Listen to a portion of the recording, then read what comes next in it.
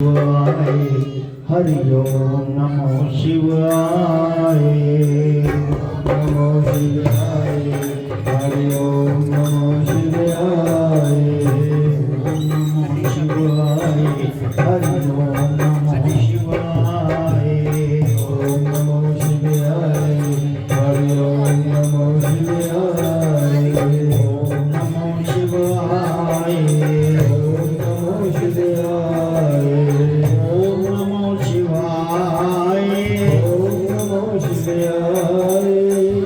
नमो शिवाय ओम नमो शिवाय ओम नमो शिवाय ओम नमो शिवाय ओम कलिं कृष्णाय नमो ओम कलिं कृष्णाय नमो ओम कलिं कृष्णाय नमो ओम कलिं कृष्णाय नमो ओम कलिं कृष्णाय नमो ओम कलिं कृष्णाय नमो नमो भगवते वासुदेवाय ओम नमो भगवते वासुदेवाय ओम नमो भगवते वासुदेवाय ओम नमो भगवते वासुदेवाय ओम नमो भगवते वासुदेवाय ओम नमो भगवते वासुदेवाय ओम नमो भगवते वासुदेवाय ओम नमो भगवते वासुदेवाय बोल सतगुरुदेव महाराज की जय।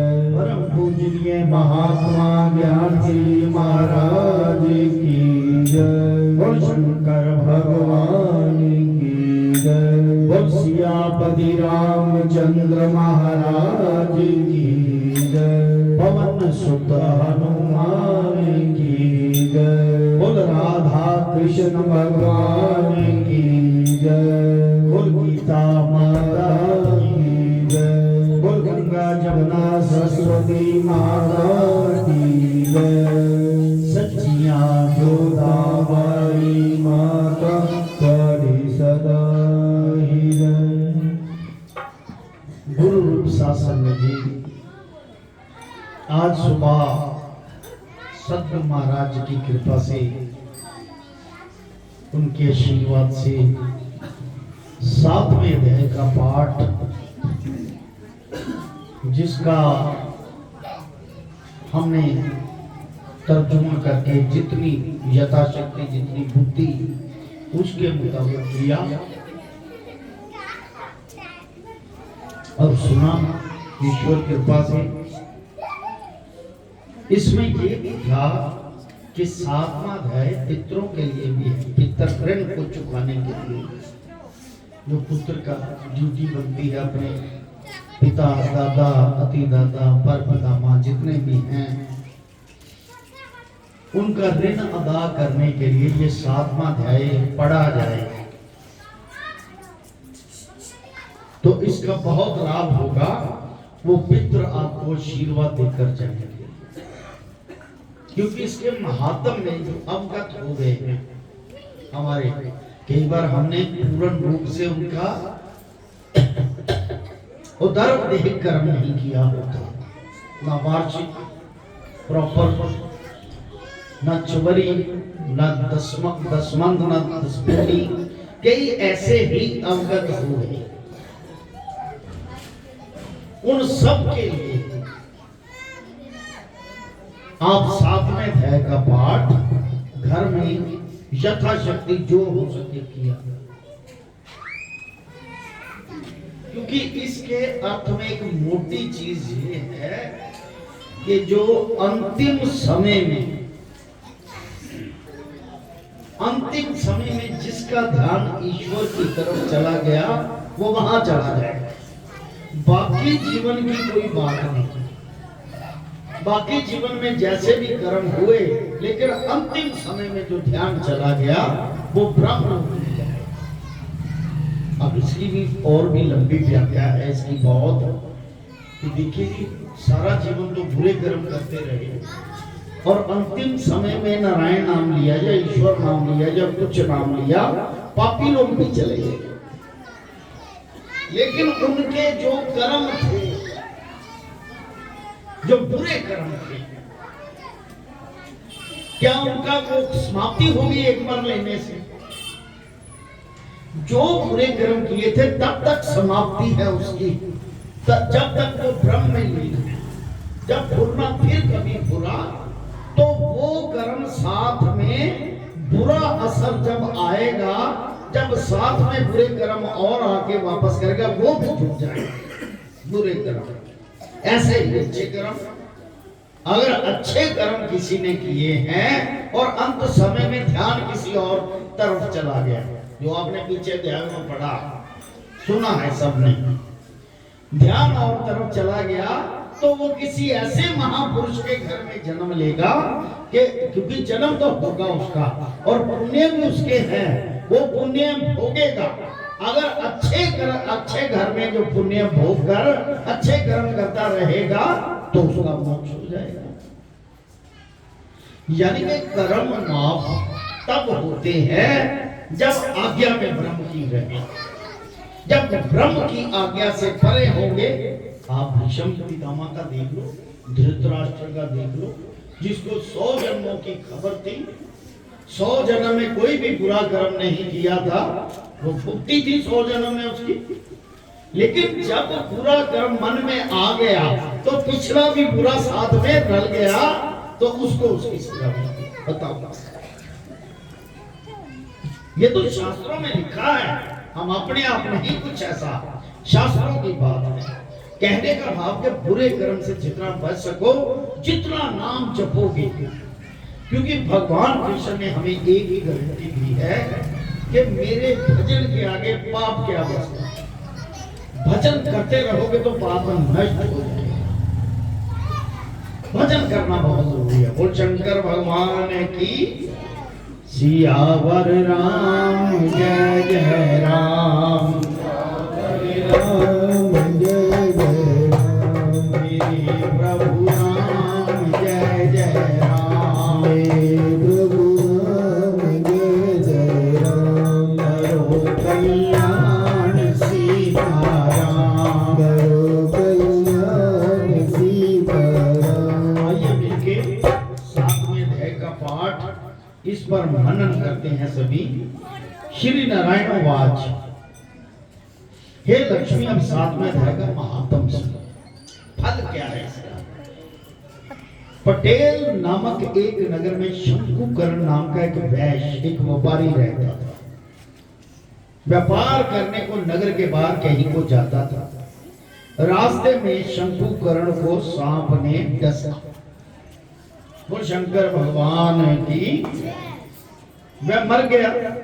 उसके साथी जो उसका था कृत्य कर आगे व्यापार करता है, वो साथी जो थे इकट्ठे व्यापार करने गए, लेकिन शंकुकर्ण को सर्प ने डस लिया। बाकी उन्होंने उसका दाह संस्कार नहीं कर दिया, कोई धर्म नहीं किया, ये वो कुछ नहीं था। वापस आए, जब फिर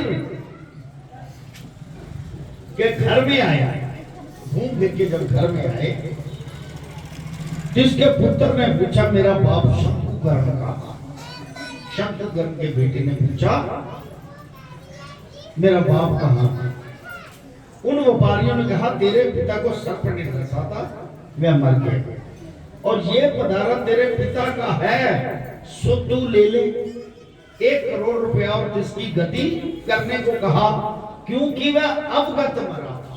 उन शंकर भगवान, इसलिए 7वें अध्याय की जरूरत पड़ी पितरों की। वो अवगत मरा था। उस बालक ने अपने घर आकर ब्राह्मणों से पूछा कि सर्प के डसे मरे की क्या गति करनी चाहिए। पंडितों ने कहा नारायण बलि कराओ। उड़द के आटे का, उड़द कहते हैं माँ को, माँ के आटे का पुतला बनाकर उसमें चुनिया जड़ाओ। जैसी विधि पंडितों ने कही तैसे करी। बड़ा यज्ञ किया, बहुत ब्राह्मण जिवाए, शराब पिंड पत्तल कराए। बाकी द्रव्य जो बचा चारों भाइयों ने बांटा। एक ने कहा जिस सर्प ने मेरे पिता को काटा है मैं किसको मारूंगा। उन व्यापारियों से पूछा मैं ठौर मुझे बताओ, जगह बताओ कौन सी जगह पे कटा, जहां मेरे किसको मैं मारूंगा। पिता शंकुकर्ण जहां मेरा पिता मरा है वहां मैं उनको जाके मारूंगा सबको। व्यापारियों ने कहा चल कठौर तुझे बता दें। वहां ले जाकर खड़ा किया, देखा तो वहां एक बर्मी थी, जिसे कुंदाले से कहीं के साथ खोदने लगा बर्मी को। जब छेद बड़ा हुआ वहां से एक सर्प निकला। कहा तू कौन है, मेरा घर क्यों खोदने लगा? उस बालक ने कहा मैं शंभुकर्ण का पुत्र हूं, जिस सर्प ने मेरे पिता को मारा है मैं उसको मारूंगा। तब उस सर्प ने कहा हे पुत्र मैं तेरा पिता हूं, तू मुझे इस अदम देह से छुड़ा, मैं तेरा पिता हूं और मुझे मत मार, ये मेरा पूर्व का कर्म था सो मैंने भोगा। तब पुत्र ने कहा हे पिताजी कोई यत्न बताओ जिससे तेरा उद्धार हो। इससे एक बात निकलती है कि जब अवगत हो तो ऐसी वैसी जुड़ियां मिल जाती हैं, सांप बिच्छू ये छोटी मोटियां, जिसमें अवगत रहता है, अचेतन जहां मोक्ष नहीं हो सकता, ये मिल जाती हैं। जैसे सांप बना उसका पिता। कोई यत्न बताओ जिससे तेरा उद्धार हो। तब उस सर्प ने कहा हे पुत्र कोई गीता पाठी ब्राह्मण को घर में भोजन कराओ, उसकी सेवा व उसके आशीर्वाद से मेरा कल्याण होगा। तब उस बालक ने अपने घर आकर अपनी स्त्री को समाचार। तब उसकी स्त्री ने कहा अवश्य करो, साधुओं को जिवाओ, संतों की सेवा करने से उद्धार होए तो करो। तब खोज कर उस नगर में जितने गीता का पाठ करते थे तिन सबको बुलाकर श्री गीता जी के 7वें अध्याय का पाठ कराया। वो गीता माता की 7वें अध्याय का पाठ कराया और उनको भोजन करवाया, बहुत सेवा करी, प्रदक्षिणा करी, विनय करी। हे महापुरुषों आप आशीर्वाद करो, जो मेरे पिता शंभुकर्ण का उद्धार हो,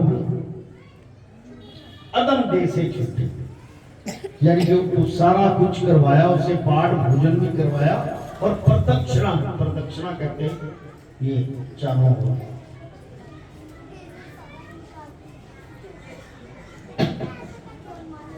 हे महापुरुषों आप आशीर्वाद करो, जो मेरे पिता शंभुकर्ण का उद्धार हुए, अदम देह से छूटे। तब उन साधु ब्राह्मणों ने आशीर्वाद दिया। तत्काल वह अदम देह से छूट कर देवते पाए, विमान पर चढ़कर आकाश मार्ग को जाता हुआ अपने पुत्र को धन्य धन्य करता वैकुंठ धाम में जा प्राप्त हुआ। श्री नारायण जी ने कहा लक्ष्मी जी ये 7वें अध्याय का महात्म है, जो तुमने श्रवण किया है, जो पढ़े सुनेगा वो सदगति को प्राप्त है। जो इसको पढ़े या सुने वो भी सदगति को प्राप्त होगा। यानी कि आज के 7वें अध्याय से पितरों के मन की तृप्ति होती है, शांति मिलती है।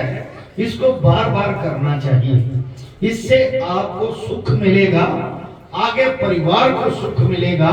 इसलिए इस अध्याय का और 11वें अध्याय का खास करके ये पाठ पितरों के निमित्त देना चाहिए। इसका जल लेकर साथ रखो,